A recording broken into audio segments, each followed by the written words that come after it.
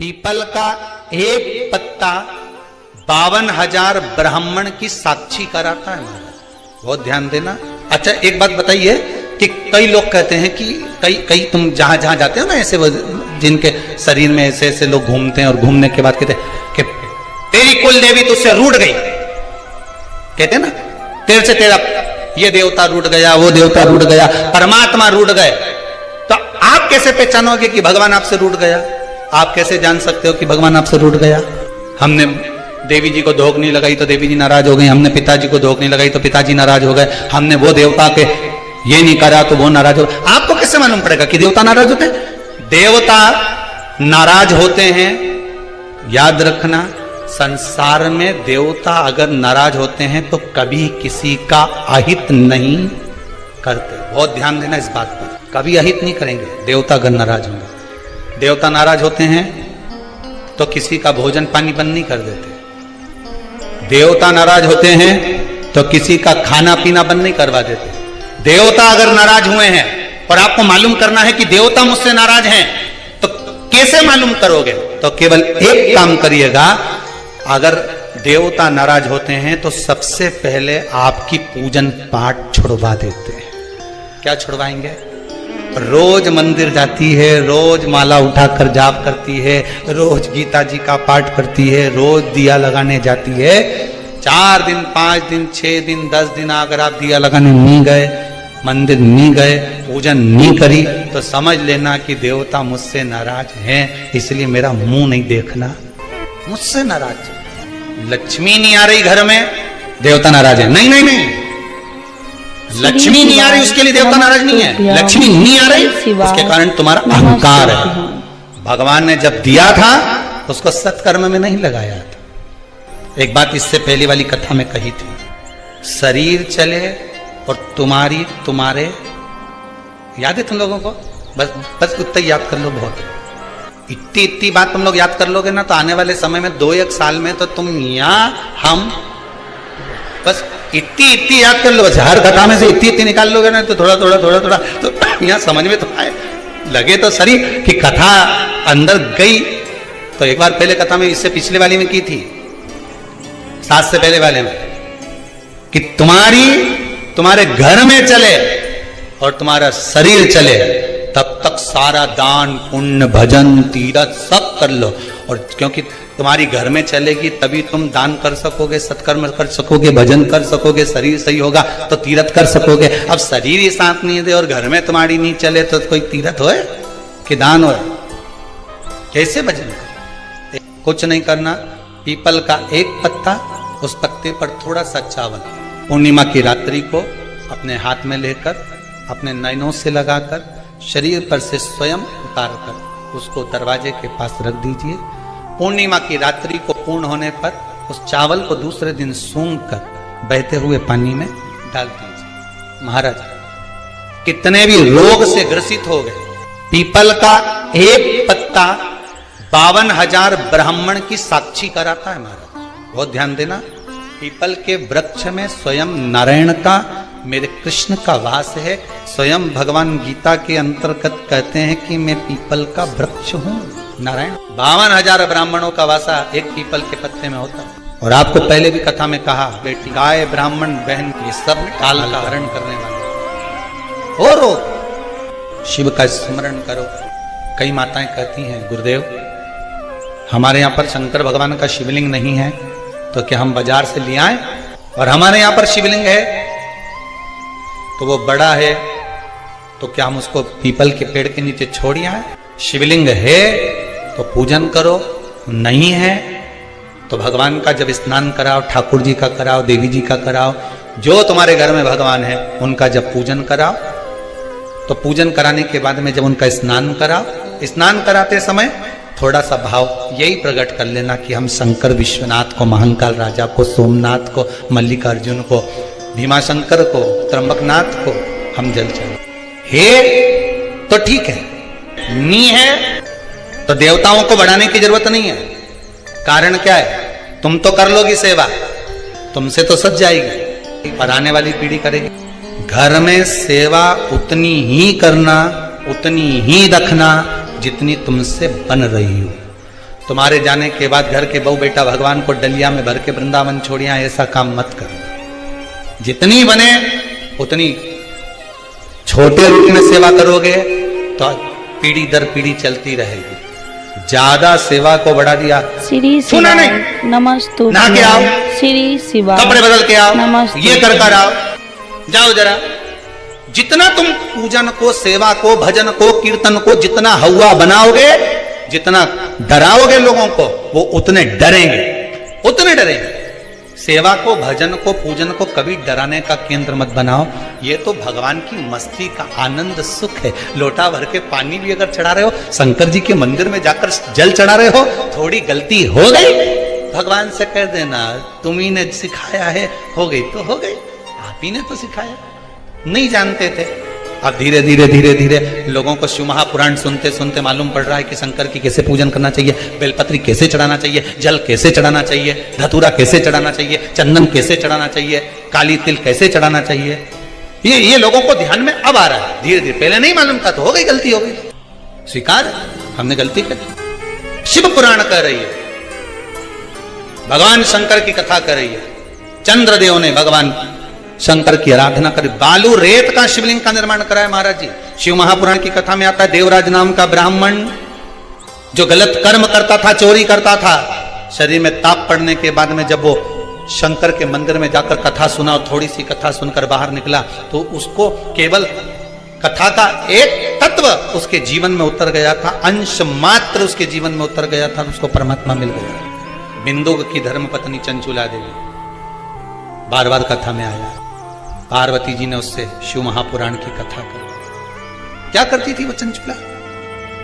काशी में जाकर उसने करा क्या था? पति के जाने के बाद बिंदुक जो पानी में डूबकर मर गया, प्रेत योनि में चला गया। पहले भी कथा में कहा, पानी में डूबकर मरा हुआ व्यक्ति, सर्प के डसे से मरा हुआ व्यक्ति और स्त्री के हाथ से या स्त्री के चक्कर में मरा हुआ व्यक्ति ना तो देव योनि में जाता है, ना तो बैकुंठ जाता है, ना नरक जाता है। वो तो बीच का प्रेत बनकर भटकता रहता है, उसकी गति नहीं होती, उसका मोक्ष नहीं होता। चंचुला देवी को लगा था मेरे पति को मोक्ष, तो उसने करा क्या था कि वो काशी पहुंच गई, काशी गई, ऐसा क्या नमस्तुभ्यम। चंचुला देवी तो दिन रात फैशन में लगी रहती थी। कभी पति ने अगर धन लाकर दिया तो ज्यादा से ज्यादा पैसा वो खाने पीने में उजाड़ देती थी। कभी नहीं उसने दान करा, कभी नहीं धर्म करा, कभी पुण्य नहीं करा, कभी सत्कर्म नहीं करा, कभी कहीं सत्संग में नहीं गई, कथा में नहीं गई, कभी भजन में नहीं पहुंची। फिर उसने करा क्या? बचपन में किया गया कर्म व्यक्ति को कब प्राप्त होता है, ये चंचुला देवी की कथा, चंचुला देवी की कथा करें। चंचुला देवी की मां भोजन का जब निर्माण करती थी, ध्यान दीजिएगा जरा, बहुत सुंदर संवाद है। शायद आप भी अपने बच्चों को इस चीज के लिए डांटते हो, शायद बचपन का किया हुआ पुण्य चंचुला देवी के कहां काम आया वो देखिए। पुण्य नहीं करा था चंचुला देवी ने, वहां तो खेल करा था। किस जगह पर काम?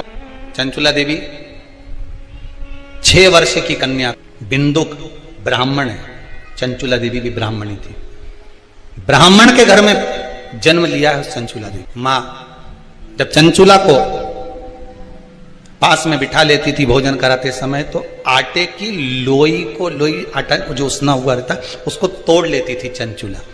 6 वर्ष की चंचुला उसको तोड़कर गोल बनाकर चपटा करती थी, दूसरी लोई को घुमा घुमा कर जो माँ शंकर जी के मंदिर में शंकर जी को जल चढ़ाने जाती थी, उस लोई को वैसा रख कर गोल बनाकर पिंडी बनाकर उस आटे का पिंडी बनाती थी और माँ से कहती थी, माँ देखो तुम जिस मंदिर में शंकर जी को पानी चढ़ाने जाती हो ना, मैंने वो शंकर जी बना है।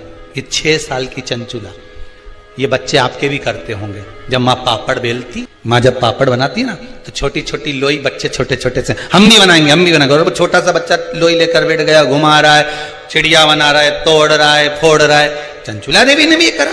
कई लोगों ने पूछा, गुरुदेव चंचुला का पति इतना पापी था, बेकार कर्म करता था, चंचुला कभी भजन नहीं करी, दान नहीं करी, पुण्य नहीं करी, सत्कर्म नहीं करी, कभी उसने अच्छा काम नहीं करा। नमस्तुभ्यम श्री शिवाय, नमस्तुभ्यम। पूरे स्वरूप के फोटो आप घर में लगाइए, पर अर्धनारीश्वर स्वरूप का फोटो कभी घर में नहीं लगता। कौन सा फोटो? जम के बोलिए जरा, अर्धनारीश्वर। भगवान शंकर का अर्धनारीश्वर स्वरूप का फोटो घर में कभी नहीं लगेगा,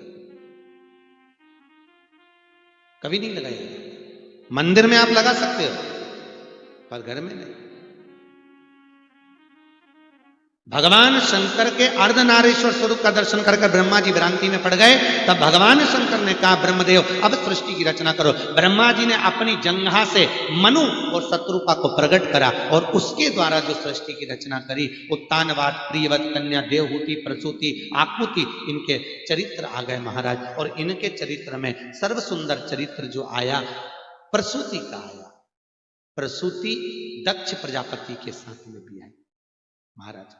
दक्ष प्रजापति के साथ में प्रसूति का विवाह हो गया।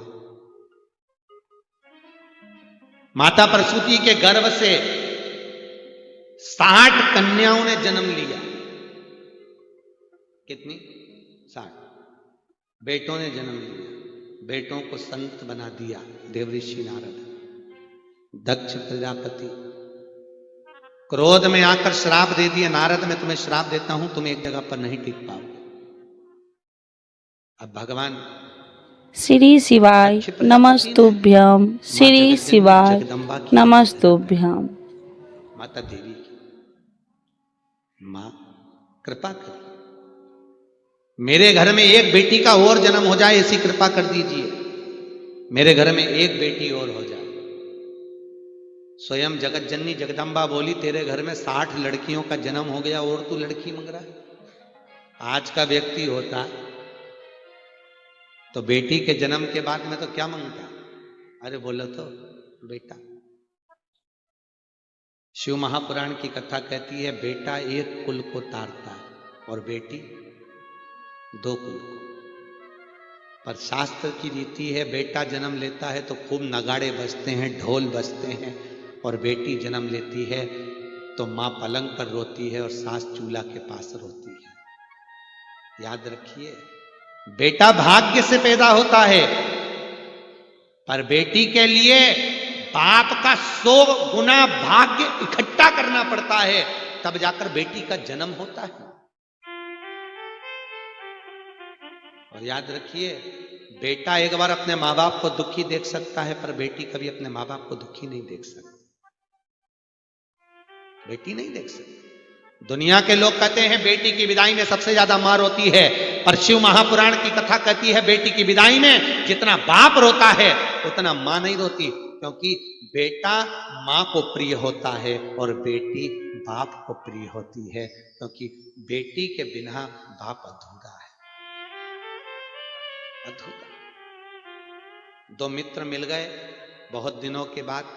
उसने पूछा श्री शिवाय नमस्तुभ्यम, श्री शिवाय नमस्तुभ्यम। बच्चे हो गए हो? मेरे तो भगवान की कृपा से 2 लड़के लड़के। अरे वाह। और तेरे? मेरी 2 बेटी है, एक ये तनु एक मनु, दोनों हाथ पकड़ा। ये बड़ी है ये छोटी है। अच्छा।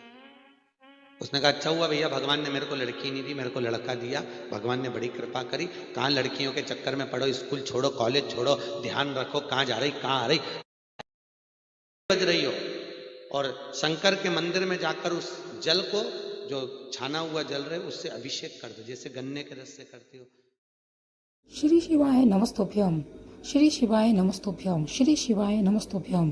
पंडित प्रदीप मिश्रा जी ने पीपल के एक पत्ते का बहुत ही सुंदर सा उपाय बताया है, साथ ही गन्ने के रस और 1 लोटा जल का उपाय जरूर करें।